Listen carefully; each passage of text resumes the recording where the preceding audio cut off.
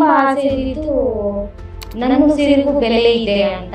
H Shivaprakash ಅವರು ಪುಸ್ತಕ ಬಿಡುಗಡೆ ಮಾಡಕ್ ಬಂದಿದ್ರು. ಬಂಜರು ಭೂಮಿಯ ಲೇಖಕಿ ಅಂತಾನು ಕರೆದಿದ್ರು. ನನಗೆ ಪ್ರೋತ್ಸಾಹ ಮಾಡಿದ್ದಕ್ಕಿಂತ ನೆಗೆಟಿವ್ ಆಗಿ ಹೇಳಿದ್ದೆ ಜಾಸ್ತಿ. ಈ ಮುಗಿಲ ನಕ್ಷತ್ರ ಕೃತಿ ಇದು ಏನನ್ನ ನಿರೂಪಿಸುತ್ತೆ ಅಂತ ಅನ್ಸುತ್ತೆ? ಏನು ಓದಿಸ್ತಿದ್ಯಾ, ಬೇಡ ಕಾಲೇಜ್ ಬಿಡಿಸ್ಬಿಡು, ಮನೇಲಿ ಇರಿಸು ಅಂತ ಆಡ್ಕೊಂಡವ್ರಿಗೆಲ್ಲ ಇದೊಂದು. ಸ್ತ್ರೀ ಸಂವೇದನೆ ಬಗ್ಗೆ ಮಾತನಾಡುವಾಗ ಕವಿತೆ ಅನ್ನೋ ಹಾದಿಯನ್ನ ಯಾಕೆ ಹಿಡ್ಕೊಂಡ್ರಿ? ಪ್ರತಿಭಾ ನಂದಕುಮಾರ್ ಅವರು ನಾವು ಹುಡುಗಿಯರೇ ಹೀಗೆ ಅನ್ನೋ ಒಂದು ಕವಿತೆ ಬರೆದಿದ್ದಾರೆ. ಅದನ್ನು ಓದಿದಾಗೆ ನನಗೆ ಒಂದು ಸ್ವಲ್ಪ ಇನ್ಸ್ಪಿರೇಷನ್ ಆಯಿತು. ನೀವು ನಿಮ್ಮ ಬಾಲ್ಯದ ದಿನಗಳು, ನಿಮ್ಮ ಹಿನ್ನೆಲೆ ಬಗ್ಗೆ ಮಾತಾಡೋದಾದ್ರೆ, ಮನೇಲೆಲ್ಲ ಮೊದಲೆಲ್ಲ ಅಪೋಸ್ ಮಾಡೋರು, ಬೇಡ ಹೆಣ್ಮಕ್ಳು ಓದೋದು ಬೇಡ. ರೊಟ್ಟಿ ತಟ್ಟುತ್ತೇನೆ ಅಂತ ಒಂದು ಕವಿತೆ, ಅದ್ರ ಬಗ್ಗೆ ಹೇಳ್ಬೋದಾ? ಬೈತಾ ಇರ್ಬೇಕಾದ್ರೆ ಹುಟ್ಟಿರೋಂಥದ್ದೇ ಈ ಕವಿತೆ.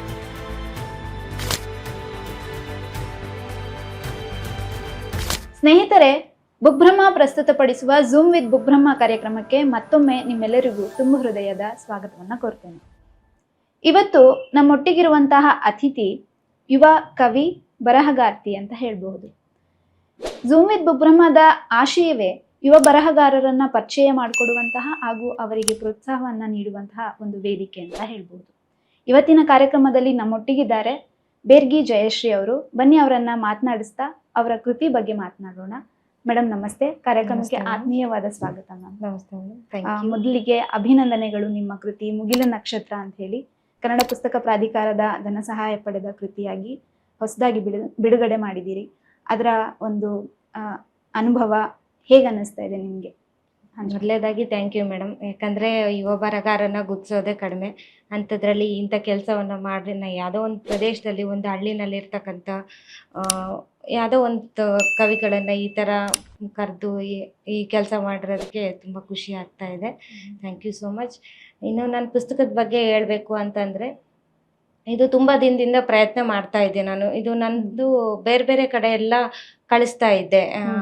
ವಿಭಾ ಸಾಹಿತ್ಯ ಪ್ರಶಸ್ತಿಗೆ ಇರ್ಬೋದು, ಬೇರೆ ಬೇರೆ ಹಸ್ತಪ್ರತಿಗಳ ಆಹ್ವಾನ ಮಾಡಿದಾಗ ಕಳಿಸ್ತಾ ಇದ್ದೆ, ಬಟ್ ಆಗಿದ್ದಿಲ್ಲ. ಆದರೆ ಈಗ ಕನ್ನಡ ಪುಸ್ತಕ ಪ್ರಾಧಿಕಾರದವರು ಕಾಲ್ಫರ್ ಮಾಡಿದಾಗ ಅದು ನನ್ನ ಫ್ರೆಂಡ್ ಕಡೆಯಿಂದ ಗೊತ್ತಾಯಿತು. ಕೊನೆ ಕ್ಷಣದಲ್ಲಿ ನಾನು ಕಳಿಸಿದ್ದು. ಸೊ ಸೆಲೆಕ್ಟ್ ಆಗಿದ್ದಕ್ಕೆ ತುಂಬ ಖುಷಿ ಆಗ್ತಾ ಇದೆ. Nice ma'am. ಈ ಮುಗಿಲ ನಕ್ಷತ್ರ ಕೃತಿ ಬರಿಬೇಕು ಅನ್ಕೊಂಡಿದ್ ಯಾವಾಗ? ಇದು ಏನನ್ನ ನಿರೂಪಿಸುತ್ತೆ ಅಂತ ಅನ್ಸುತ್ತೆ ನಿಮ್ಮ ಪ್ರಕಾರ? ಆ್ಯಕ್ಚುಲಿ ನಾನು ಮೊದಲಿಂದಲೂ ಅವಾಗವಾಗ ಕೆಲವೊಂದು ಬಿಡಿ ಬಿಡಿ ಕವಿತೆಗಳನ್ನ ಬರಿತಾ ಇದ್ದೆ, ಹಾಗೆ ಇಟ್ಕೋತಾ ಇದ್ದೆ. ಬಟ್ ಎಲ್ಲೂ ಪ್ರಕಟಣೆ ಮಾಡೋದಾಗಿರ್ಲಿ, ಯಾರಿಗಾದ್ರೂ ತೋರ್ಸೋದಾಗಿರ್ಲಿ ಏನು ಮಾಡಿದ್ದಿಲ್ಲ. ಆದರೆ ಯಾವಾಗ ನಮ್ಮ ಅಪ್ಪಾಜಿ ಡೆತ್ ಆದ್ರು, ನಮ್ಮಿಂದ ಯಾವಾಗ ದೂರ ಆದ್ರು, ಅವ್ರಿಗೊಂದು ಏನಾದರೂ ಒಂದು ಕಾಂಟ್ರಿಬ್ಯೂಟ್ ಮಾಡಬೇಕು ಅನ್ನೋದೊಂದು ಇತ್ತು. ಹಂಗಾಗಿ ಆ ಟೈಮ್ದಲ್ಲಿ ನನಗೆ ತಲೆಗೆ ಬಂದಿದ್ದು ಒಂದು ಪುಸ್ತಕ ಮಾಡೋಣ ಅಪ್ಪಂದಿದ್ರಲ್ಲಿ ಅಂತ. ಹಂಗಾಗಿ ಮುಗಿಲ ನಕ್ಷತ್ರ. ಈಗ ಮುಗಿಲ ನಕ್ಷತ್ರ ಅಂತ ನಾನು ಟೈಟಲ್ ಕೊಟ್ಟಿರೋದೇ ಅಪ್ಪಾಜಿ ಅಂತಾನೆ. ಈಗ ನಾವು ನಮ್ಮ ಅಪ್ಪಾಜಿನ ಕಾಣೋದು ಆ್ಯಸ್ ಎ ನಕ್ಷತ್ರ ಆಗಿ. ಹಂಗಾಗಿ ಅಂದರೆ ಕತ್ಲಲ್ಲಿರೋ ಪ್ರತಿಯೊಬ್ಬರು ಕತ್ಲಲ್ಲಿರೋ ಒಂದು ಬಾಳಿಗೆ, ಬದುಕಿಗೆ ಒಂದು ಮಿನುಗೋ ನಕ್ಷತ್ರ ಆಗಿ, ಒಂದು ಬೆಳಕಾಗಿ ಅಪ್ಪ ಇರ್ತಾರೆ. ಹಂಗಾಗಿ ಆ ಹಿನ್ನೆಲೆಯಲ್ಲಿ ನನ್ನ ಪುಸ್ತಕಕ್ಕೆ ಮುಗಿಲ ನಕ್ಷತ್ರ ಅನ್ನೋ ಹೆಸರು. ತುಂಬಾ ಚೆನ್ನಾಗಿದೆ. ಸದಾಕಾಲ ಬೆಳಗುವಂತ ಒಂದು ನಕ್ಷತ್ರವಾಗಿ ನಿಮ್ಮ ತಂದೆಯನ್ನ ನೋಡಿದ್ದೀರಿ. ಸೊ ಅದೇ ರೀತಿ ನಿಮ್ಮ ಓದಿಗೆ ಪ್ರೇರಣೆ ಅಥವಾ ನೀವು ಕವನ ಬರಿಬೇಕು ಅಂತ ಅನ್ಕೊಂಡಿದ್ಯಾ? ಅವಾಗ ಅದನ್ನ ಶುರು ಹೇಗ್ ಮಾಡಿದ್ರಿ ಅಂತ? ಅಂದ್ರೆ ಪ್ರಾರಂಭದಲ್ಲಿ ನಾನು ಕವಿತೆಗಳನ್ನ ಒಂದು ಗದ್ಯ ರೂಪದಲ್ಲಿ ಬರಿತಾ ಇದ್ದೆ. ಏನಾದ್ರೂ ಯೋಚನೆಗಳು ಬರ್ತಾ ಇದ್ದಾಗ ಸುಮ್ಮನೆ ಬರಿತಾ ಇದ್ದೆ. ಅದು ಕಥಾ ರೂಪದಲ್ಲಿತ್ತು. ಅಂದ್ರೆ ಪೂರ್ತಿ ಕಥೆನೂ ಅಲ್ಲ, ಪೂರ್ತಿ ಕವಿತೆನೂ ಅಲ್ಲ, ಕಥಾ ಕವನ ಅನ್ನೋ ಶೈಲಿಯಲ್ಲಿತ್ತು.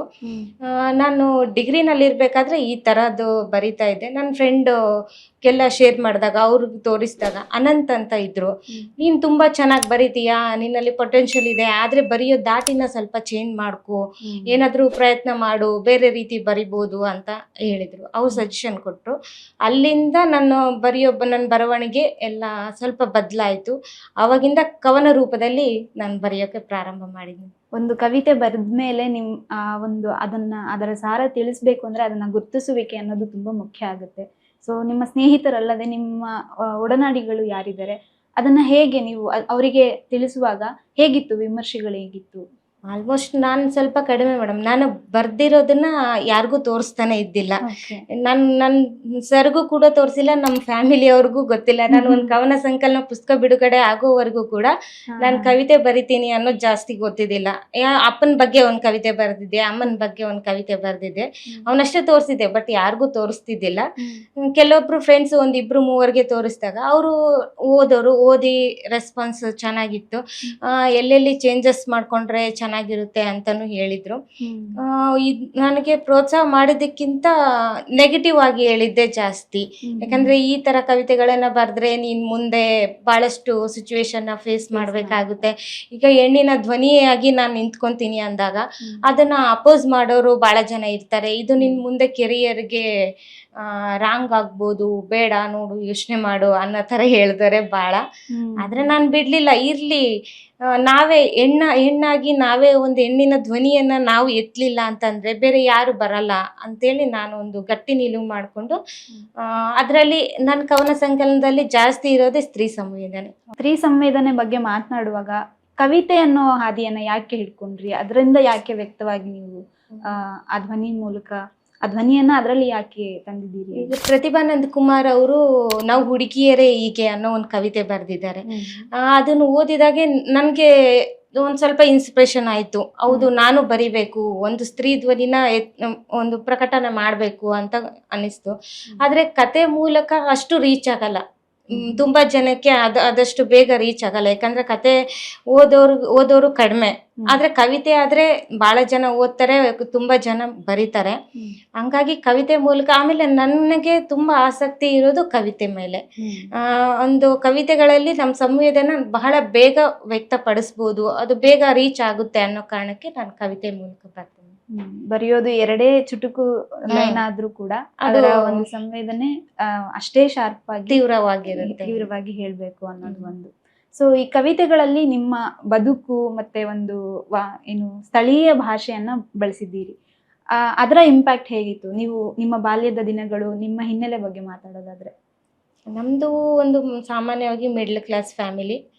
ಅಪ್ಪ ಟೈಲರ್ ಆಗಿದ್ರು, ಅಮ್ಮ ಅಂಗನವಾಡಿ ಹೆಲ್ಪರು. ನಮ್ಮ ಇದರಲ್ಲಿ ಯಾವುದೇ ರೀತಿಯಲ್ಲಿ ಓದಿನ ಬ್ಯಾಕ್ಗ್ರೌಂಡು ಏನಿಲ್ಲ. ಅಮ್ಮ ಕೂಡ 10th ಫೇಲು, ಅಪ್ಪಾಜಿ ಕೂಡ 7th ಅಲ್ಲೇ ಎಜುಕೇಶನ್ ಅವ್ರದ್ದು ನಿಂತಿದ್ದು. ನಾನೇ ಮೊದಲೇ ಮಗಳು ಮನೇಲಿ. ನಾನೇ ಮನೇಲೆಲ್ಲ ಮೊದಲೆಲ್ಲ ಅಪೋಸ್ ಮಾಡೋರು, ಬೇಡ ಹೆಣ್ಮಕ್ಳು ಓದೋದು ಬೇಡ, ಜಾಸ್ತಿ ಓದಬಾರ್ದು, ಸಾಕು 10th ಸಾಕು, PU ಸಾಕು ಅಂತ. ಇಲ್ಲ, ನಾನು ಓದ್ತೀನಿ. ಒಂದು ಸ್ವಲ್ಪ ಪ್ರಾಬ್ಲಮ್ ಎಲ್ಲ ಫೇಸ್ ಮಾಡಿ ಮುಂದೆ ಓದಿರೋದು.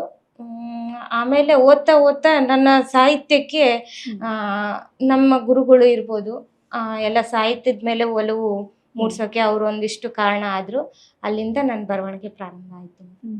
ನಿಮ್ಮ ಆ ಬದುಕಿನ ಹಾದಿಯಲ್ಲಿ ಅಷ್ಟು ಕಷ್ಟದ ದಿನಗಳಲ್ಲಿ ನಿಮ್ಮ ಅನುಭವಗಳನ್ನೇ ಕವಿತೆಗಳಲ್ಲಿ ತಂದಿದ್ದೀರಿ ಅಂತಾನೆ ಹೇಳ್ಬೋದು. ಈಗ ನೀವು ಬರ್ದಿರುವಂತ ಅಕ್ಕ ಬರೆದ ನವಿಲು, ಹೋಗೋಣ ಬಾ ಗೆಳತಿ, ಇಂತಹ ಕವಿತೆಗಳನ್ನ ಕಟ್ಟುವಾಗಿದ್ದಂತ ಒಂದು ಸಂವೇದನೆ, ಅದರ ಒಂದು ಭಾವ ಹೇಗಿತ್ತು ಅಂತ. ಅಕ್ಕ ಬರೆದ ನವಿಲು ಅನ್ನೋದು ದೇವನೂರು ಮಹಾದೇವ ಅವರ ಒಡಲಾಳ ಕಾದಂಬರಿ ಇದೆ.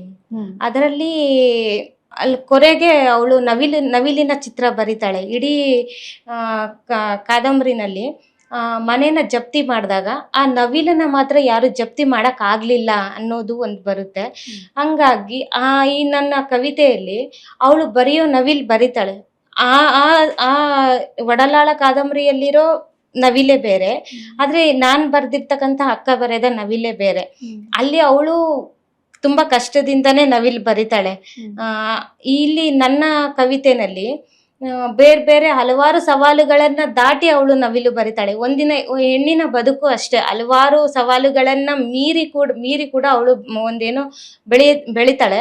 ಆದ್ರೆ ಬೆಳೆದಂತ ಸಂದರ್ಭದಲ್ಲಿ ಕೊನೆಗೆ ಏನೋ ಒಂದು ಈಗ ಅಕ್ಕ ಬರೆದ ನವಿಲಿನಲ್ಲಿ ಅವಳು ಅಂದವಾಗಿ ಚಿತ್ರ ಬರೀತಾಳೆ. ಆದ್ರೆ ಆ ಚಿತ್ರಕ್ಕೆ ಹಾರಕ್ಕೂ ಬರಲ್ಲ, ಮತ್ತೆ ಕುಣಿಯಕ್ಕೂ ಬರಲ್ಲ. ಅದು ಒಂದು ಚಿತ್ರವಾಗಿ ಹಂಗೆ ಉಳ್ಕೊಳ್ಳುತ್ತೆ.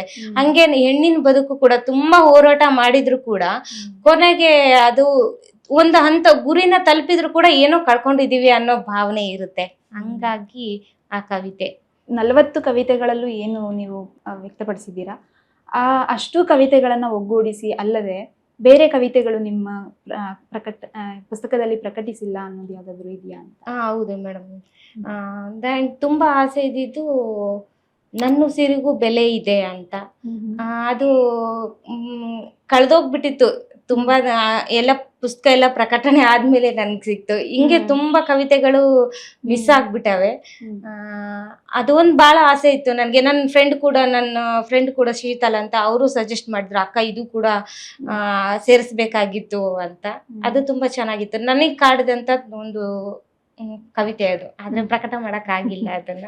ನಿಮ್ಗೆ ಪ್ರಭಾವ ಬೀರಿದಂತಹ ಸಾಹಿತಿಗಳಿರಬಹುದು, ಕವಿ, ಆ ತರದ ಒಂದಷ್ಟು ಹೆಸರುಗಳು ತಿಳಿಸೋದಾದ್ರೆ? ಕುವೆಂಪು ಅವರು, ಬೇಂದ್ರೆ ಅವರು, ದೇವನೂರು ಮಹಾದೇವ ಅವರು, ಸಿದ್ಧಲಿಂಗಯ್ಯ ಅವರು, ಎಚ್ ಶ್ರೀಮತಿ ಅವರು, ಪ್ರತಿಭಾನಂದ ಕುಮಾರ್ ಅವರು, ಇವರ ಕೃತಿಗಳನ್ನ ಓದ್ತಾ ಹೋದಂತೆ ಅಲ್ಲಿರಂತಹ ಸ್ತ್ರೀ ಚಿತ್ರಗಳು ನನ್ನ ತಲೆಯಲ್ಲಿ ತುಂಬಾ ಕಾಡಿಸ್ತಾ ಇದ್ವು. ಅದರಲ್ಲಿ ಸಾರಾ ಅಬೂಬ್ಕರ್ ಅವರ ಚಂದ್ರಗಿರಿ ತೀರದಲ್ಲಿ ತುಂಬಾ ಕಾಡ್ದಂತ ನನ್ಗೆ ಪಾತ್ರಗಳು ಆಗಿದ್ವು.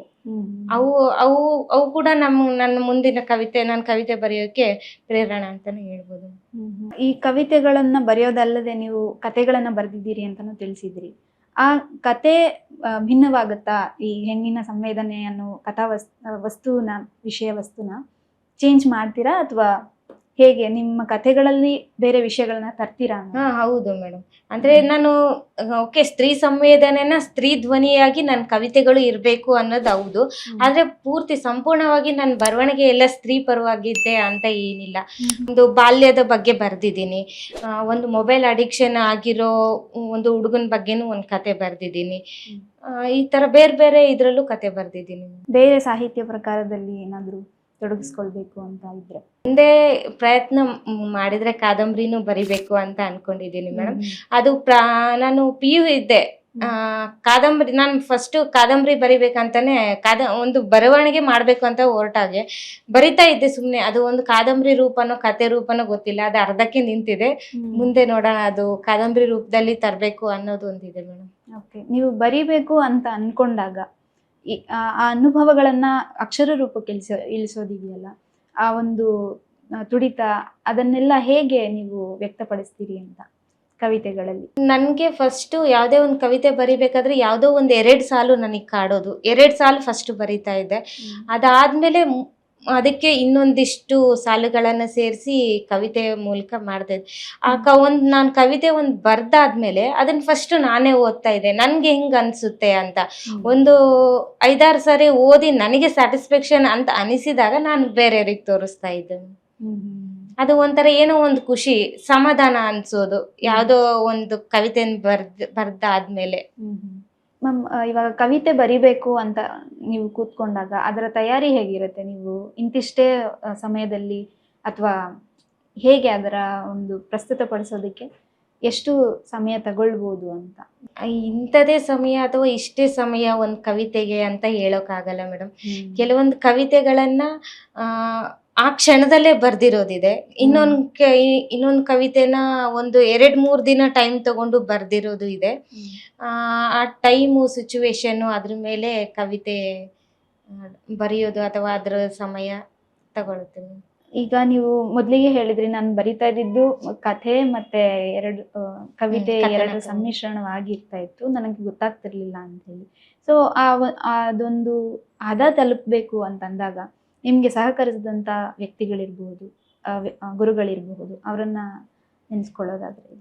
ಆಕ್ಚುಲಿ ನನಗೆ ಕನ್ನಡದ ಮೇಲೆ ಪ್ರೀತಿ ಬರೋಕೆ ಅಥವಾ ಒಲವು ಮೂಡೋಕೆ ಗುರುಮೂರ್ತಿ ಸರ್ ಅಂತ 10th ಅಲ್ಲಿ ಅವರು ಹಳೆಗನ್ನಡ ಪದ್ಯಗಳನ್ನು ಓದ್ತಾ ಇದ್ರು.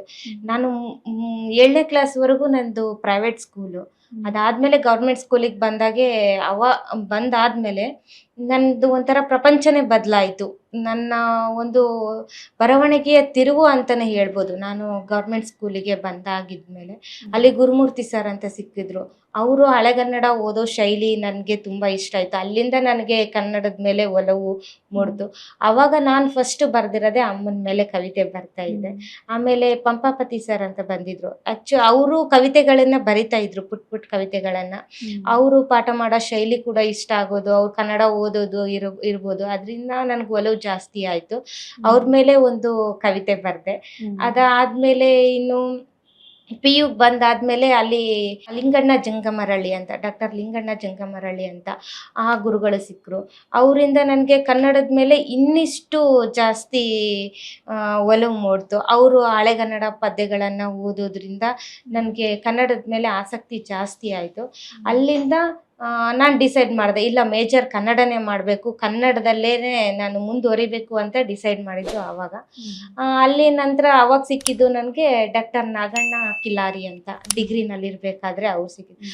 ಆ್ಯಕ್ಚುಲಿ ಕನ್ನಡ ಸಾಹಿತ್ಯದ ಮೇಲೆ ಹುಚ್ಚು ಹುಟ್ಟಿಸಿದ್ದೆ ಅವರು ಅಂತಾನೆ ಹೇಳ್ಬೋದು. ಪ್ರತಿ ಒಂದು 2 ದಿನಕ್ಕೊಂದ್ಸರಿ, ವಾರಕ್ಕೊಂದ್ಸರಿ ಒಂದು ಕಾದಂಬರಿಗಳನ್ನ ಕೊಡೋರು, ಇದನ್ನ ಸುಮ್ಮನೆ ಓದು ಅನ್ನೋರು. ಸುಮ್ಮನೆ ಓದ್ತಾ ಇದ್ದೆ. ನನಗೆ ಕಾದಂಬರಿ ಅನ್ನೋದು ಏನನ್ನೋದು ಗೊತ್ತಿದ್ದಿಲ್ಲ, ಅದನ್ನು ವಿಮರ್ಶೆ ಮಾಡೋದಂತ ಹೆಂಗೆ ಅನ್ನೋದು ಗೊತ್ತಿದ್ದಿಲ್ಲ. ಸುಮ್ಮನೆ ಓದ್ತಾ ಇದ್ದೆ. ಮಲೆಗಳಲ್ಲಿ ಮದುಮಗಳು ಅವ್ರು ನನಗೆ ಫಸ್ಟ್ ಕೊಟ್ಟಂತ ಕೃತಿ ಮರುಭೂಮಿಯ ಹೂ ಅಂತ, ವಾರಿಸ್ ಡೇರಿಸ್ ಅವರು ಆತ್ಮಚರಿತ್ರೆ, ಅದನ್ನ ಓದಿದೆ. ಆಮೇಲೆ ನಿಸರ್ಗ, ತೇರು ಕಾದಂಬರಿ, ಆಮೇಲೆ ಮಹಾಪಲಾಯನ. ಹಿಂಗೆ ಓದ್ತಾ ಹೋದಂಗೆಲ್ಲ ಕನ್ನಡದ ಮೇಲೆ ಜಾಸ್ತಿ ಪ್ರೀತಿ ಆಯಿತು.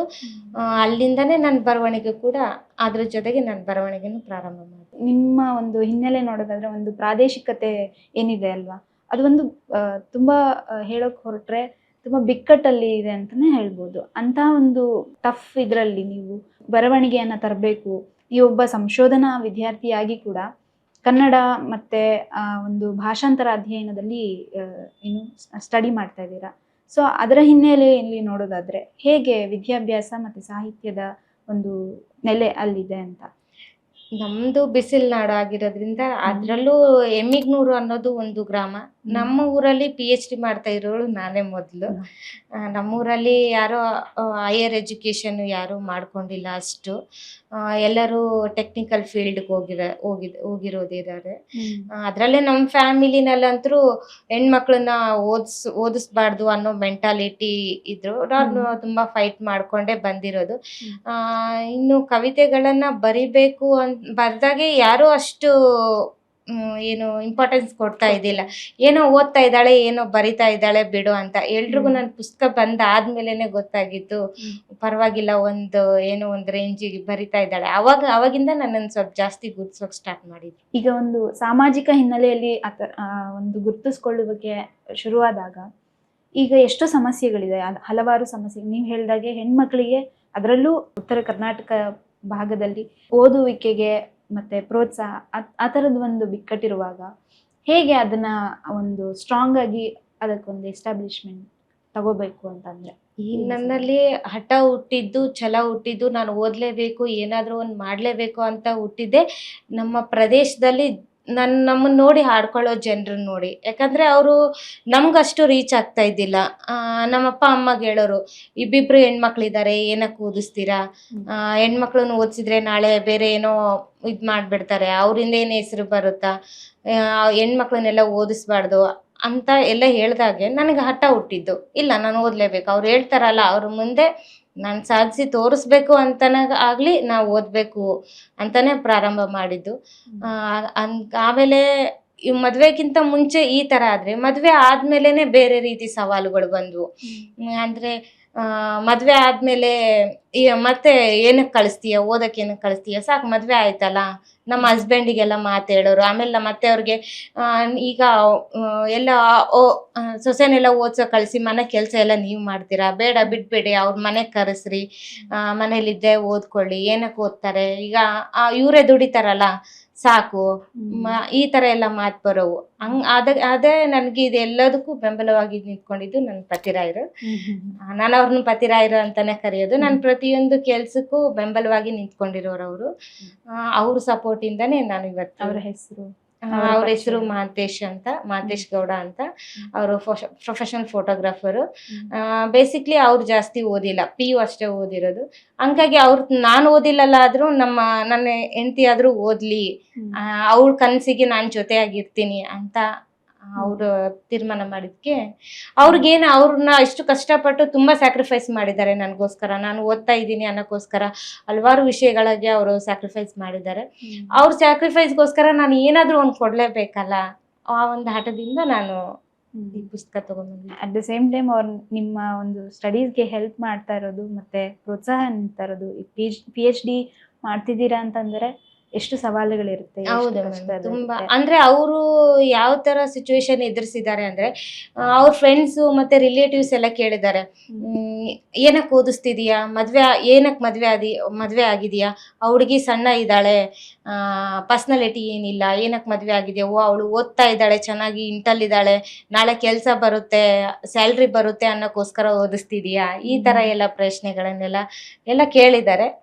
ಸೊ ಅಷ್ಟೆಲ್ಲದರ ಮಧ್ಯೆ ನಿಮ್ಮ ಭಾವಾಭಿವ್ಯಕ್ತಿ ಕವನ ಮೂಲಕ ಅದನ್ನ ಹೇಳಕ್ ಹೊರಟಿದ್ದೀರಲ್ಲ, ಅದರ ಒಂದು ಸಾರ್ಥಕತೆ ಅಂತ ನಿಮ್ಗೆ ಅನ್ಸುತ್ತಾ ಅನ್ನೋದ? ಇಷ್ಟು ದಿನ ಆಡ್ಕೊಂಡರೆಲ್ಲ ಏನಕ್ಕೆ ಓದಿಸ್ತಿದೀಯಾ, ಬೇಡ ಕಾಲೇಜ್ ಬಿಡಿಸ್ಬಿಡು, ಮನೇಲಿ ಇರ್ಸು ಅಂತ ಆಡ್ಕೊಂಡವ್ರಿಗೆಲ್ಲ ಇದೊಂದು ಉತ್ತರ ಮೇಡಮ್. ನನ್ನ ಪುಸ್ತಕ ಒಂದು ಉತ್ತರ, ಅದರಲ್ಲಿರೋ ಕವಿತೆಗಳು ಅವ್ರಿಗೆ ಉತ್ತರ ಅಂತ. ಅಷ್ಟು ಸೂಕ್ಷ್ಮವಾಗಿ ಕವನಗಳ ಮೂಲಕ ಹೇಳಕ್ ಹೊರಟಿರೋದು ಒಂದು ಏನು ಸ್ಟ್ರಾಂಗ್ ಡಿಸಿಷನ್. ಅದರ ಜೊತೆಗೆ ನೀವು ಅದನ್ನ ಈಗ ಮುಂದಿನ ಕೃತಿಗಳಲ್ಲೂ ನೀವು ಅದನ್ನ ವ್ಯಕ್ತಪಡಿಸಬಹುದು. ಸೊ ಅದು ಹೇಗಿರುತ್ತೆ ಅಂತ, ಅದರ ತಯಾರಿ ಹೇಗಿರುತ್ತೆ, ನಿಮ್ಮ ಸಮಯ ನಿರ್ವಹಣೆ ಜೊತೆಗೆ ನಿಮ್ಮ ಮುಂದಿನ ಕೃತಿಗಳ ತಯಾರಿ ಬಗ್ಗೆ ಮಾತಾಡೋದಾದ್ರೆ? ಮನೆಯವರೆಲ್ಲ ಬೆಂಬಲ ಕೊಡ್ತಾ ಇದ್ದಾರೆ, ಹಂಗಾಗಿ ನನಗೆ ಆ ಥರದ್ದು ಪ್ರೆಷರ್ ಏನಿಲ್ಲ. ಪ್ರೆಷರ್ ಇರೋದು ಬೇರೆ ಬೇರೆ ಮಾನಸಿಕವಾಗಿ ಇಂಥ ಚುಚ್ಚು ಮಾತುಗಳೇ, ಅದಕ್ಕೆಲ್ಲ ತಲೆ ಕೆಡಿಸ್ಕೊಳಲ್ಲ ಮೇಡಮ್. ಯಾಕಂದ್ರೆ ಅಂತ ಮಾತುಗಳೇ ನಮ್ಮ ಮುಂದಿನ ಬರವಣಿಗೆಗೆ ಸ್ಫೂರ್ತಿ. ಮುಂದೆ ನಾವು ಬರಿಬೇಕು ಅಂತ ಅನ್ಕೊಂಡಿರುವಂತಹ ಹೊಸ ಬರಹಗಾರರಿಗೆ ನಿಮ್ಮ ಸಲಹೆಗಳನ್ನ ತಿಳಿಸೋದಾದ್ರೆ? ಯಾರು ಏನೇ ಹೇಳಿದ್ರು ತಲೆ ಕೆಡಿಸ್ಕೋಬಾರ್ದು, ನಮ್ಮ ಕೆಲಸಗಳನ್ನ ನಾವು ಮಾಡ್ತಾ ಇರಬೇಕು. ನಾವು ಏನು ಹೇಳ್ಬೇಕು ಅಂತ ಹೊರಟಿದ್ದೀವಿ ಅದನ್ನ ಗಟ್ಟಿಯಾಗಿ ಹೇಳ್ಬೇಕು. ಅದು ಕವಿತೆಗಳ ಮೂಲಕನೇ ಇರಲಿ, ಕತೆಗಳ ಮೂಲಕನೇ ಇರಲಿ, ಮತ್ಯಾವುದ್ರ ಮೂಲಕ ಇರಲಿ, ಅದು ಹೆಂಗೆ ರೀಚ್ ಆಗುತ್ತೆ ಅನ್ನೋದ್ರ ಬಗ್ಗೆ ತಲೆ ಕೆಡಿಸ್ಕೋಬಾರ್ದು. ಅದು ಯಾರಿಗೆ ರೀಚ್ ಆಗಬೇಕು, ಎಲ್ಲಿ ರೀಚ್ ಆಗಬೇಕು ಅಲ್ಲಿ ರೀಚ್ ಆಗೇ ಆಗುತ್ತೆ. ಈಗ ಮುಂಚೆನೆ ನಾವು ಹಿಂಗೆ ಬರೆದ್ಬಿಟ್ರೆ ಮುಂದೆ ನಾವು ಏನು ಎದುರಿಸ್ಬೇಕಾಗುತ್ತೋ ಅನ್ನೋದನ್ನ ತಲೆಗೆ ಇಟ್ಕೊಂಡು ಬರೆದ್ರೆ ಅಲ್ಲೇ ಉಳ್ಕೊಂಡ್ಬಿಡ್ತೀವಿ. ಗಟ್ಟಿಯಾಗಿ ನಾವು ಬರಿಬೇಕು. ಆ ಗಟ್ಟಿತನ ನಮ್ಮಲ್ಲಿದ್ರೆ, ನಮ್ಮ ಬರವಣಿಗೆಯಲ್ಲಿದ್ರೆ ನಾವು ಮುಂದೆ ಹೋಗ್ಬೋದು. ನೀವು ಶುರುನಲ್ಲಿ ಹೇಳಿದ್ರಿ, ನನಗೆ ಲಾಸ್ಟ್ ಮೂಮೆಂಟ್ ಅಲ್ಲಿ ನಾನು ಅಪ್ಲೈ ಮಾಡಿ ಪುಸ್ತಕ ಪ್ರಕಟಣೆಗೆ ನನ್ನ ಫ್ರೆಂಡ್ ಹೇಳಿದ್ರು ಅಂತ. ಸೊ ಅದು ಹೇಗಿತ್ತು? ಫಸ್ಟ್ ಟೈಮ್ ನಿಮ್ ಬುಕ್ ಪ್ರಿಂಟ್ ಆಗ್ತಾ ಇದೆ ಅಂತ ಅಂದಾಗ ನಿಮ್ಮ ಅನುಭವ ಹೇಗೆ ಅನಿಸ್ತು ನಿಮ್ಗೆ? ನನ್ಗೆ ಹೇಳಿದ್ದ ಹಿಂಗ ಕೊನೆ ಸಮಯ ಇದೆ ಅಂತ ಹೇಳಿದ್ದೆ ಒಬ್ರು. ಅಲ್ಲಿಗೆ ಅಪ್ಲೈ ಮಾಡಕ್ಕೆ ನಾನು ಅದನ್ನ ಕೊರಿಯರ್ ಮಾಡ್ಬೇಕಾಗಿತ್ತು. ಅದಕ್ಕೆ ಹೆಲ್ಪ್ ಮಾಡಿದ್ದೆ ಒಬ್ರು ಫ್ರೆಂಡು. ತುಂಬಾ ಫ್ರೆಂಡ್ಸ್ ಎಲ್ಲ ತುಂಬಾ ಹೆಲ್ಪ್ ಮಾಡಿದ್ರು ನನ್ಗೆ ಈ ಟೈಮಲ್ಲಿ. ಆಮೇಲೆ ಪುಸ್ತಕನೆಲ್ಲ ತಗೊಂಡ್ಬರ್ಬೇಕಾದ್ರೆ ಅದನ್ನ ಶಿಫ್ಟಿಂಗ್ ಚಾರ್ಜಸ್, ಆಮೇಲೆ ನನ್ನ ಜೊತೆಗೆ ಅವ್ರು ಇರ್ಬೋದು, ಎಲ್ಲದೊಂದಕ್ಕೂ ನಮ್ಮ ಫ್ರೆಂಡ್ಸ್ ಎಲ್ಲ ಜೊತೆಯಾಗಿದ್ರು. ಆಮೇಲೆ ನಂತರ ನಾನು ಪುಸ್ತಕ ಬಂದಾಗೆ ಎಷ್ಟು ಖುಷಿ ಆಗಿತ್ತು. ಅವತ್ ರಾತ್ರಿ ಇಡೀ ದಿನ ಹತ್ತಿದ್ದೀನಿ. ಅಪ್ಪಾಜಿ ಇದ್ರೆ ಚೆನ್ನಾಗಿರ್ತಿತ್ತಲ್ಲ, ಅವ್ರಿದ್ದಾಗೆ ಇಂಥ ಒಂದು ಕೆಲಸ ಮಾಡ್ಬೇಕಾಗಿತ್ತು ಅನ್ನೋದೊಂದು. ಅವತ್ತು ತುಂಬಾ ಅಳು ಬಂದಿದೆ ಅಂತ ನಿಜ. ಸೊ ಈ ಒಂದು ಪುಟ್ಟ ಕೃತಿ ಅಂತ ಆದ್ರೂ ಕೂಡ ತುಂಬಾ ಚಂದವಾಗಿರುವಂತ ಕವಿತೆಗಳನ್ನ ಕಟ್ಕೊಟ್ಟಿದ್ದೀರಿ. ಅದರಲ್ಲಿ ನಿಮ್ಗೆ ಇಷ್ಟವಾದಂತ ಒಂದು ಕವಿತೆಯನ್ನ ಬಡಪಾಯಿ ಬದುಕು ಅಂತ ಕವಿತೆ. ಇದು ಅನೇಕ ವಿದ್ಯಾವಂತರ ಮನದಾಳದ ಮಾತು ಅಂತಾನೆ ಹೇಳ್ಬೋದು. ಯಾಕಂದ್ರೆ ಇದನ್ನ ತುಂಬಾ ಜನ ನನ್ನ ಫ್ರೆಂಡ್ಸ್ ಓದಿದವರು ಕೂಡ ನನ್ನ ಜೀವನನೇ ಅದರಲ್ಲಿ ಬರ್ದಿದೆ ಏನೋ ಅಂತ ಹೇಳಿದ್ರು. ಹಂಗಾಗಿ ನಾನು ಈ ಕವಿತೆನ ಓದ್ತಾ ಇದ್ದೀನಿ. ಸೂರ್ಯ ಹುಟ್ಟುವ ಮುಂಚೆಯೇ ಎದ್ದು ಓದುತ್ತೇವೆ ಬದುಕ ಬವಣೆಯ ನೀಗಿಸಲು, ಹೆತ್ತವರ ಕಣ್ಣಂಚಿನಲ್ಲಿ ಸಾರ್ಥಕತೆಯ ನೆಮ್ಮದಿ ತರಲು, ಬಡತನದ ಕಿಚ್ಚಿನಿಂದ ಆದಷ್ಟು ಬೇಗ ಮುಕ್ತಿ ಹೊಂದಲು. ಅಂದೆಂದೋ ಭಾರತಕ್ಕೆ ಬಂದ ಬ್ರಿಟಿಷರನ್ನ ನೆನೆಯುತ್ತೇವೆ, ನೂರಾರು ವಿಧಿಗಳನ್ನ ನೆನಪಿಡುತ್ತೇವೆ, ನ್ಯೂಟನ್ ಲಾವನ್ನು ಕಲಿಯುತ್ತೇವೆ, ಯಾವುದೋ ಪ್ರದೇಶದ ಹುಲ್ಲುಗಾವಲು ಅರಿಯುತ್ತೇವೆ, ಸಂಧಿ ಸಮಾಸಗಳನ್ನು ಬಿಡಿಸುತ್ತೇವೆ, ಅರ್ಧ ಹೊಟ್ಟೆ ತುಂಬಿಸಿ ಅರ್ಧ ನಿದ್ದೆಯಲ್ಲಿಯೂ ಎದ್ದು ಓದುತ್ತೇವೆ, ಪೋಲಿ ಕನಸುಗಳಿಗೆ ಬ್ರೇಕ್ ಹಾಕಿ, ಸರಕಾರ ಎಂದೋ ಹೊರಡಿಸುವ ನೋಟಿಸ್ಗಾಗಿ ಕಾಯುತ್ತೇವೆ, ಶಬರಿ ಶ್ರೀರಾಮನಿಗೆ ಕಾದಂತೆ. ಯಾವುದಾದರೊಂದು ಹುದ್ದೆ ಸಿಗಲಿ ಎಂದು ಡಬಲ್ ಡಿಗ್ರಿ ಮಾಡಿದರೂ PUC ಅವರಿಗೆ ಕಾಲ್ ಮಾಡಿದ ನೌಕರಿಗಾಗಿ ನಿದ್ದೆ ನೀರಡಿಕೆ ಇಲ್ಲದೆ ಓದಿ ಗೊತ್ತಿರದ ಊರಲ್ಲಿ ಪರೀಕ್ಷೆ ಬರೆಯುತ್ತೇವೆ ಅಲೆಮಾರಿಗಳಂತೆ. ಅಷ್ಟು ವರ್ಷ ಕಾದು ಪರೀಕ್ಷೆ ಬರೆದರೆ ಯಾವುದೋ ಹಗರಣ ನಡೆದು ಫಲಿತಾಂಶದ ತಡೆ ಅಥವಾ ಪರೀಕ್ಷೆಯು ರದ್ದಾಗುವ ರೀತಿ. ಹೇಗೋ ಅದನ್ನೆಲ್ಲ ದಾಟಿ ಪಾಸಾದರೆ ಡಾಕ್ಯುಮೆಂಟ್ಸ್ ವೆರಿಫಿಕೇಶನ್ ಅಲ್ಲಿ ರಿಜೆಕ್ಷನ್. ಛಲ ಬಿಡದೆ ಮತ್ತೆ ಹಠ ತೊಟ್ಟು ಓದಲು ಕುಳಿತರೆ ಕೆಲಸ ಸಿಗದ ಕಾರಣಕ್ಕಾಗಿ ಕೈ ತಪ್ಪಿದ ಹುಡುಗಿ. ಹೆತ್ತ ತಂದೆ ತಾಯಿಯರ ಕೊರಗು, ಏನೋ ಓದಿ ದಬ್ಬಾಕಿದಾನೆ ಅಂತ ಆಡಿಕೊಳ್ಳುವ ಊರಿನ ಮಂದಿ. ಹಗಲು ರಾತ್ರಿ ಓದಿಗೆ ತಕ್ಕ ಕೆಲಸ ಸಿಗದೆ ಮನೆಯ ಪರಿಸ್ಥಿತಿಗೆ ಮರುಗಿ ಕನಸುಗಳಿಗೆ ಮೂಟೆ ಕಟ್ಟಿ ಕಾಣದ ಊರಲ್ಲಿ ಯಾವುದೋ ಖಾಸಗಿ ಕಂಪನಿಯಲ್ಲಿ ಕೆಲಸ ಹಿಡಿದು ಓವರ್ ಟೈಮ್ ಡ್ಯೂಟಿ ಮಾಡಿದರೂ ಸಾಲದ ಸಂಬಳ. ನಮ್ಮ ಈ ಸ್ಥಿತಿಗೆ ಏನು ಮಾಡುವುದೋ ಎಂದು ತಿಳಿಯದೆ ಸರ್ಕಾರವನ್ನು ಬೈದುಕೊಳ್ಳುತ್ತಾ ಹಲ್ಲು ಕಿತ್ತ ಹಾವಿನಂತೆ ಬದುಕುವ ವಿದ್ಯಾವಂತರ ಬಡಪಾಯಿ ಬದುಕು ನರಕ ಸ್ವಾಮಿ ನರಕ. ತುಂಬಾ ದೀರ್ಘವಾಗಿದೆ ಮತ್ತೆ ಎಕ್ಸಾಕ್ಟ್ಲಿ ವಾಟ್ ಏನು ಯಂಗ್ ಜನರೇಷನ್ ಫೀಲ್ ಮಾಡ್ತಿದ್ದಾರೆ ಮತ್ತೆ ಅವರು ಗೋತ್ರು ಮಾಡ್ತಿರುವಂಥ ಕಷ್ಟಗಳ ಬಗ್ಗೆ ಎಕ್ಸ್ಪ್ಲೇನ್ ಮಾಡಿದ್ದೀರಾ. ಆ್ಯಂಡ್ ಲೈಕ್ ರೈಟ್, ಶಬರಿ ಶ್ರೀರಾಮನಿಗೆ ಕಾದಂತೆ ನಿಜಕ್ಕೂ ಅದು ಸೂಕ್ತವಾದಂಥ ಮಾತೆ ಅಂತ ಹೇಳ್ಬೋದು. ಏಕೆಂದರೆ ವಿದ್ಯಾಭ್ಯಾಸ ಮಾಡುವಾಗ ಆ ಒಂದು ಯುವಜನತೆಗಿರುವಂಥ ಮೈಂಡ್ಸೆಟ್ಟು, ಅವ್ರಿಗಿರುವಂಥ ಒಂದು ಏನು ಬ್ಲೈಂಡ್ ಇದಿರುತ್ತಲ್ಲ, ಥಾಟ್ ಇರುತ್ತೆ, ಟೆಕ್ಸ್ಟ್ ಓದಬೇಕು, ಎಕ್ಸಾಮ್ ತಗೋಬೇಕು, ನಾನು ಮಾರ್ಕ್ಸ್ ಸ್ಕೋರ್ ಮಾಡಬೇಕು, ಪಾಸ್ ಆಗಬೇಕು. ಆದರೆ ಯಾವಾಗ ಉದ್ಯೋಗ ಬರ್ತಾರೆ ಆಗ ಒಂದು ಅದರಲ್ಲಿ ಒಂದು ಸಾರ್ಥಕತೆ ಅಂತ ಅನ್ಸುತ್ತೆ ಮೇಡಮ್. ಅದಲ್ಲದೆ ಒಂದಷ್ಟು ಸವಾಲುಗಳು. ಸೊ ತುಂಬಾ ನೀಟ್ ಒಂದು ಪ್ರೆಸೆಂಟೇಶನ್ ಅಂತ ಹೇಳ್ಬೋದು. ಇದಲ್ಲದೆ ಮ್ಯಾಮ್ ರೊಟ್ಟಿ ತಟ್ಟುತ್ತೇನೆ ಅಂತ ಒಂದು ಕವಿತೆ, ಅದ್ರ ಬಗ್ಗೆ ಹೇಳ್ಬೋದಾ? ನಾನು ಫಸ್ಟ್ ಪ್ರಾರಂಭದಲ್ಲಿ ಗುರ್ಸ್ಕೊಂಡಿದ್ದೆ ರೊಟ್ಟಿ ತಟ್ಟುತ್ತೇನೆ ಅನ್ನೋ ಕವಿತೆ ಮೂಲಕನೇ. ಇದು ಡಿಗ್ರಿನಲ್ಲೇ ನಾನು ಬರೆದಿದ್ದು, ಆದರೆ ಪ್ರಕಟ ಆಗಿದ್ದಿಲ್ಲ. ಕನ್ನಡ ಸಂಘ Christ deem to be university ಅವರು ಪ್ರತಿ ವರ್ಷ ದಾರಾ ಬೇಂದ್ರೆ ಸ್ಮೃತಿ ಅಂತರ ಕಾಲೇಜು ಸ್ಪರ್ಧೆಗೆ ಕರೀತಾರೆ, ಕವಿತೆಗಳನ್ನು ಆಹ್ವಾನ ಮಾಡ್ತಾರೆ. ಆ ಟೈಮ್ ಆ ಸಮಯದಲ್ಲಿ ಕರೆದಾಗೆ ನಾನು ಕಳಿಸಿದ್ದೆ ಈ ಕವಿತೆನ. ಅಲ್ಲಿ ಪ್ರಕಟ ಆಯಿತು. ಮೊದಲೇ ನನ್ನ ಪ್ರಕಟ ಆಗಿರೋ ಮೊದಲೇ ಕವಿತೆ ಅಂತ ಅಂದರೆ ರೊಟ್ಟಿ ತಟ್ಟುತ್ತೇನೆ ಅಂತ. ತುಂಬ ಚೆನ್ನಾಗಿದೆ ಅಂತ ಹೇಳಿದರು. ಅಲ್ಲಿ ಎಚ್ ಶಿವಪ್ರಕಾಶ್ ಅವರು ಪುಸ್ತಕ ಬಿಡುಗಡೆ ಮಾಡಕ್ಕೆ ಬಂದಿದ್ರು. ಅವರು ತುಂಬ ಆ ಕವಿತೆನ ಓದಿ ಅವರು ತುಂಬ ಖುಷಿಪಟ್ಟರು. ಬಂಜರು ಭೂಮಿಯ ಲೇಖಕಿ ಅಂತಲೂ ಕರೆದಿದ್ರು. ಇದು ಒಂಥರ ಗಟ್ಟಿ ಧ್ವನಿ ಇದೆ, ಒಂದು ಹೆಣ್ಣಿನ ಅಂತರಾಳದ ಗಟ್ಟಿ ಧ್ವನಿ ಇದೆ. ಆದ್ರೆ ಇಷ್ಟು ಗಟ್ಟಿ ಧ್ವನಿ ಇರೋದು ನಾನ್ ಬರ್ದಿದ್ರು ಮಾತ್ರ ಒಂದು ಸಿಂಪಲ್ ರೀಸನ್ಗೋಸ್ಕರ. ನಮ್ಮಮ್ಮ ಬೈತಾ ಇದ್ರು, ಇನ್ನ ರೊಟ್ಟಿ ಮಾಡಕ್ ಬರಲ್ಲ ನಿಮ್ಗೆ, ಹೆಣ್ಮಕ್ಳಾಗಿದ್ದೀರಿ, ಇನ್ನ ನಾಳೆ ಮದ್ವೆ ಮಾಡ್ಕೊಡ್ಬೇಕು, ಇನ್ನ ರೊಟ್ಟಿನೇ ಮಾಡಕ್ ಬರಲ್ಲ, ಇನ್ನು ಎಷ್ಟು ವರ್ಷ ಅಂತ ನಾನೇ ರೊಟ್ಟಿ ಮಾಡ್ಲಿ ಅಂತ ಬೈತಾ ಇರ್ಬೇಕಾದ್ರೆ ಹುಟ್ಟಿರೋಂಥದ್ದೇ ಈ ಕವಿತೆ. ಬರ್ದಿರೋಂಥದ್ದೇ ರೊಟ್ಟಿ ತಟ್ಟುತ್ತೇನೆ. ಆದ್ರೆ ಅದ್ರಲ್ಲೂ ಒಂದು ಏನು ನಿಮ್ಮ ಒಂದು ಆಶಯ ಅಂತ ಅನ್ಸುತ್ತೆ ನನಗೆ. ಇದನ್ನೂ ಕೂಗಿ ಹೇಳುವೆ, ಮೂರು ಲೋಕಕ್ಕೂ ಕೇಳಿಸುವಂತೆ, ತ್ರಿಮೂರ್ತಿಗಳಿಗೂ ಕೇಳುವಂತೆ ಕೂಗಿ ಹೇಳುವೆ, ನನಗೂ ನಮ್ಮನ್ನು ತಟ್ಟಲು ಬರುತ್ತದೆ. ಇದೊಂದು ಇದಲ್ಲದೆ ನಿಮ್ಮ ಪ್ರತಿಯೊಂದು ಕವಿತೆಗಳಲ್ಲೂ ಕೂಡ ಒಂದು ಸೂಕ್ಷ್ಮವಾಗಿ ಅಂದ್ರೆ ನೇರವಾಗಿ ಸೂಕ್ಷ್ಮವಾಗಿ ಎರಡನ್ನೂ ಅಭಿವ್ಯಕ್ತಿ ಮಾಡಿದ್ದೀರಿ. ಸೊ ಈ ಕವಿತೆಗಳನ್ನ ಒಗ್ಗೂಡಿಸಿ ಇದಲ್ಲದೆ ಬೇರೆ ನೀವು ಯಾವ್ದರ ತಯಾರಿ ಮಾಡ್ಕೋತಿದ್ದೀರಾ ಅಂತ, ಕವಿತೆಗಳನ್ನು ಬರೀತಿದ್ದೀರಾ? ಅತಿ ಹೆಚ್ಚಾಗಿ ನಾನು ಫೋಕಸ್ ಮಾಡ್ತಾ ಇರೋದೇ ಸ್ತ್ರೀ ಸಂವೇದನೆ. ಎಷ್ಟೋ ಹೆಣ್ಣು ಮಕ್ಕಳ ಜೀವನದಲ್ಲಿ ಹೇಳ್ಕೊಳ್ಳಾರ್ದಂತಹ ನೋವುಗಳಿರ್ತವೆ, ಅವರಿಗೆ ಯಾರು ಪ್ರಾಮುಖ್ಯತೆನೆ ಕೊಟ್ಟಿರಲ್ಲ, ಅವ್ರು ಮಾಡೋ ಕೆಲ್ಸಕ್ಕೂ ಒಂದು ಪ್ರಶಂಸೆ ಸಿಕ್ಕಿರಲ್ಲ. ಅಂತರ ಧ್ವನಿಯಾಗಿ ನಿಲ್ಬೇಕು ಅನ್ನೋದು ನನ್ನ ಆಸೆ. ಅಂತರ ಧ್ವನಿಯಾಗಿ ನಿಲ್ಬೇಕು ಅನ್ನೋದು ನನ್ನ ಕವಿತೆಗಳ ಆಶಯ ಕೂಡ ಹೌದು. ನಿಮ್ಗೆ ಇದು ಸ್ಟಡೀಸ್ ಮಾಡ್ತಾ ಅದರಲ್ಲಿ ಇವಾಗ ಓದ್ತಾ ಇರೋ ಸಂದರ್ಭದಲ್ಲಿ ನಿಮ್ಮ ಫ್ರೆಂಡ್ಸು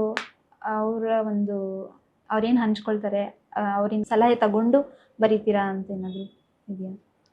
ಸಲಹೆ ತಗೊಂಡು ಬರೀತೀನಿ ಅನ್ನೋದಕ್ಕಿಂತ ನಾನು ಬರ್ದಾದ್ಮೇಲೆ ಅವ್ರ ಹತ್ರ ಸಲಹೆ ಕೇಳ್ತೀನಿ. ಹೆಂಗಿದೆ ನನ್ನ ಕವಿತೆ, ಇನ್ನೂ ಬೆಟರ್ ಆಗ್ಬೋದಿತ್ತ ಹೆಂಗೆ ಅಂತ ಬರ್ದಾದ್ಮೇಲೆ ಅವ್ರ ಹತ್ರ ಸಲಹೆ ಕೇಳ್ತೀನಿ. ಸೊ ಜಯಶ್ರೀ ಮ್ಯಾಮ್, ತುಂಬ ಖುಷಿ ಆಯಿತು ನಿಮ್ಮ ಜೊತೆ ಮಾತಾಡ್ತಾ. ಸಾಕಷ್ಟು ವಿಚಾರಗಳನ್ನು ನನ್ನೊಟ್ಟಿಗೆ ಹಂಚ್ಕೊಂಡಿದ್ದಕ್ಕಾಗಿ ಮತ್ತು ಈ ಕಾರ್ಯಕ್ರಮಕ್ಕೆ ಬಂದಿದ್ದಕ್ಕಾಗಿ ನಿಮಗೆ ತುಂಬ ಹೃದಯದ ಧನ್ಯವಾದವನ್ನು ಕೋರ್ತೇನೆ. ನಿಮ್ಮಿಂದ ಇನ್ನಷ್ಟು ಹೆಚ್ಚು ಬರವಣಿಗೆಗಳು ಸಾಹಿತ್ಯಕ್ಕೆ ಕೊಡುಗೆಯಾಗಲಿ ಅಂತ ಆಶಿಸ್ತೇನೆ. ಧನ್ಯವಾದಗಳು. Thank you. ನಿಮಗೂ ಕೂಡ ಧನ್ಯವಾದಗಳು. ಯಾಕಂದರೆ ಇಂಥ ಕೆಲಸವನ್ನ ಯಾರು ಜಾಸ್ತಿ ಮಾಡಲ್ಲ. ಇಂಥ ಕೆಲಸವನ್ನು ಮಾಡಿ ನಮ್ಮನ್ನು ಕರೆದು ಈ ಥರ ಕಾರ್ಯಕ್ರಮವನ್ನು ಮಾಡಿಕೊಟ್ಟಿದ್ದಕ್ಕೆ ತುಂಬಾ ಧನ್ಯವಾದಗಳು. ಸ್ನೇಹಿತರೆ, ನೋಡಿದ್ರಲ್ಲ, ಜಯಶ್ರೀ ಮೇಡಮ್ ಯುವ ಬರಹಗಾರ್ತಿಯಾಗಿ ತಮ್ಮ ಒಂದು ಕವಿತೆಗಳ ಮೂಲಕ ಹೊಸ ಅಧ್ಯಾಯವನ್ನು ಬರೆಯೋದಕ್ಕೆ ಶುರು ಮಾಡಿದ್ದಾರೆ. ಇದೇ ರೀತಿ ಮತ್ತಷ್ಟು ಯುವ ಬರಹಗಾರರನ್ನು ಪ್ರೋತ್ಸಾಹಿಸುವಂಥ ಕಾರ್ಯಕ್ರಮದಲ್ಲಿ ಮುಂದಿನ ಸಂಚಿಕೆಯಲ್ಲಿ ನಾನು ಸಿಗ್ತೀನಿ. ಧನ್ಯವಾದಗಳು.